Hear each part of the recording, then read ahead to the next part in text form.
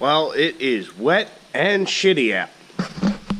So hello, welcome back to the channel. I'm Tom. As you can see, I have the hoods popped on both of our trucks. Well, two of the trucks, I should say, are two diesels. Our two 6.7 4th gen Cummins. We got Caitlin, who will be the tow rig when we're doing something probably more than over 100 miles away with the race truck. Which, if you are new to the channel, this truck makes 1,000 horsepower, and it does not look like it.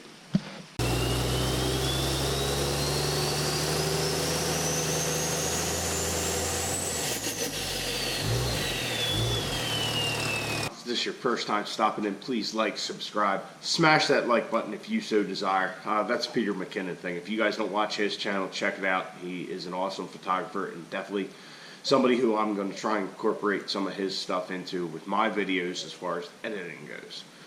So with that out of the way, as you can see, I have both hoods popped on our 6.7 Cummins, on Caitlin, and on the race truck, our 1,000 horsepower stock block truck. So I say that, stock block because 1,000 horsepower with a stock 6.7 Cummins is not a good idea. And I've been pretty open with you guys about that and telling you it's a time bomb and all this stuff.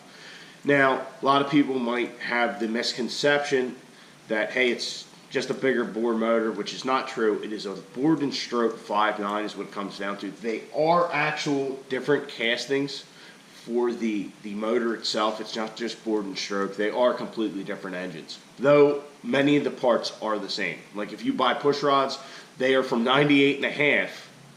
When they went from 24 to they went from 12 valve to 24 valve. So if you buy push rods for anything, it says any Cummins, it says 98.5 to 2017, which is pretty cool.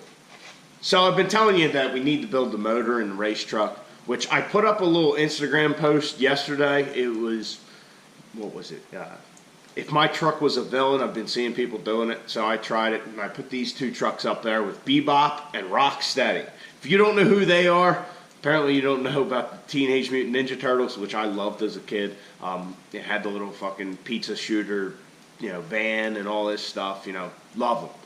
So anyway, I'm leaning towards naming the truck Bebop. I kind of like it, and there's another reason too, which you'll find out way down the way. When I decide why I like that, but I think Bebop might be a good name for that truck. I don't know. What do you guys think? Put something down in the comments. So anyway, we need to do the engine in the white truck, the race truck, Bebop, maybe we'll call it. I haven't decided. So there's a mile-long list of ways you could go. Now we're not going to get into billet blocks. Billet blocks are competition only. If you want to make the highest, most unreal horsepower with a diesel, you need a billet block. I mean, that's all there is to it. But that means you make it past the track, you make a run on the dyno, and then let it cool down. Competition only, not really street driver friendly, as they don't have any coolant passages. You can't cool the motor down. So I like driving the truck. I want to drive the truck to the track, put the race wheels and tires on it, and then drive it home. So that being said, that'll bring our line of things you could do down a little bit by not going with a billet block. So the creme de la creme, the best you can do, that's a deck plate motor. As far as I know, there's only 2 or 3 companies, I guess you would say, that build deck plate motors. The 2 big ones being Industrial Injection with Schaumbach and the Shredder series motors, and D&J Precision Machine out in Ohio, who you guys know from Firepunk. I mean, they make some badass shit as well. Those are both deck plate motors from my understanding. And on the cheap side, we could just put rods in the block. Yes, that would save us from having the crippling rod breakage, snapping issues, which are common with the 6.7s. And that's why everybody thinks the blocks are so weak, because what it is, since they increased the bore and the stroke, and I believe the stroke's only increased by, say, 70 thousandths, or maybe it's 700 thousandths. I think it might be 700 thousandths. So since they increased that stroke on the motor, you actually get this rod angle that is very critical. So how guys keep them alive, how we've kept ours alive so far, not that we've made that many passes, is they use a big single. So they bring the power curve in way high, say 3,500, 4,000 RPMs. They bring the power in there to try and, I guess, you're getting past that critical zone quicker, so you're not doing the damage to the rod. If you put a set of compounds, like if we had compounds on a race truck, I would put money on the Vegas roulette table, not roulette table, but Vegas table saying, this thing's going to eject a rod. We're going to have a hole in the block. Absolutely. Because they're bringing the power in down lower. So you could put rods in it, but then you get the problem of, 1,200 horsepower or so. Guys start running them, racing them, dying on them. They'll get a crack down the cylinder walls. They'll get it to the water jacket. They'll crack the block. They'll actually eventually maybe get a piece of block blown off of it. A lot of stuff can happen. So, yes, you don't have the rod breakage issue, but now the cast iron block can't handle it. So, the deck plate motor, that helps you out because now you have this 1-inch thick piece of steel that is bolted to the motor. And I believe Drew from D&J, when I talked to him, he had told me that they actually run bolts all the way down from the top of it to the girdle, kind of strengthening up that whole cast iron block and deck plate assembly. But you're also getting your combustion area out of the cast iron block and into this deck plate, this 1-inch thick piece of steel that is bored and honed with the motor, basically to make it seem like it's a part of the cast iron block. So that makes strength there. You just have it between that and the head. You don't have those issues now of cracking the cast iron block as you have seen in the previous video where Firepunk blew up the motor, an Enforcer D&J deck plate motor. They blew that up. It just ripped in half. Well, that's the limits of a cast iron block. Over 2,500 horsepower with lots of abuse, that'll do it. So that's kind of my quandary is where to go. You can also do a 6.4 motor where basically they'll take a 6.7 block, they'll slap a 5.9 crank in it. I believe there's a little bit longer rods. And some guys actually do it with a 5.9 block, I think, and they actually bore the 5.9 block out. That is not recommended. Anything I've heard guys just say that's probably not a good idea. You're probably going to destroy it. You'd be better off getting a 6.7 block in there and all that. So that's the decision I need to make. Do we just put rods in the race truck? Man, it'll last maybe a season or two, but then we'll have our cracking issues. But do you go deck plate all the way to the other end, get the creme de la creme, the best of the best? Well, now you're talking a lot of money. It is not a cheap proposition. Now, the other advantage of the deck plate motor, Drew told me they're sleeved, which if you're not familiar with like a Class 8 truck, a big rig, those motors are serviceable. These guys are putting millions of miles on these things. So the motor has to be rebuilt. Well, you can't just keep boring a motor out and boring it out, service bore after service bore. You'd have nothing left. It would get weaker and weaker. So what they do is they actually have a sleeve in there. So you have a steel sleeve actually in the block. So now you're getting serviceability and strength. And that's what D&J offers with their deck plate. Now the Shredder series, I would bet that they do that, but I don't know for sure. I just know this really from talking to Drew at D&J Precision. And he was telling me they actually use the liner protrusion, which is the liner sticking out of the block. They use that part of their fire ring setup to help seal the head gasket, which to me was pretty cool, something I never really even thought about. So that's a decision we need to make. Deck plate motor, that's what I want to do. That's for absolute sure. I want a deck plate motor. It'd be so cool to have an Enforcer sitting under the hood. Imagine popping the hood on that and seeing this valve cover and this setup, this timing cover. I mean, they're just beautiful. D&J makes a lot of very pretty and pretty powerful parts. So I still haven't made up my mind. Do we want to spend that kind of money? I mean, we're talking a lot of coin.